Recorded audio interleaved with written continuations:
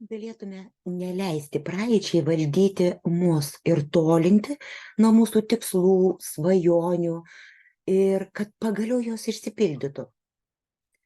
Pasiimk pauzę, kad galėtum savo žvilgsnį nuo to išorinio pasaulio, kuriame taip tikiesi rezultato, nukreipti į save, į vidinį pasaulį ir paklaustum savęs, o kas ten vyksta? Kokias mintis aš sau leidžiu?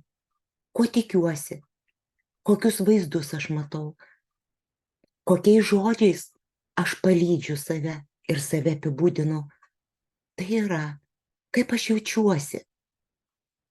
Nes tą rezultatą, kurio taip tikimės išorėje, mes kūrėme iš tos vidinės būsenos, kuri šiuo metu yra mumise. Ir būtent ji nulemia, kokius rezultatus turime. Tikėtina, kad daugelio niekas nemokė įsiklausyti tą vidinį pasaulį ir nemokė, kaip su juos tvarkytis, kad pasiektum, ko nori ir gerai jaustumėsi su savimi ir kitais.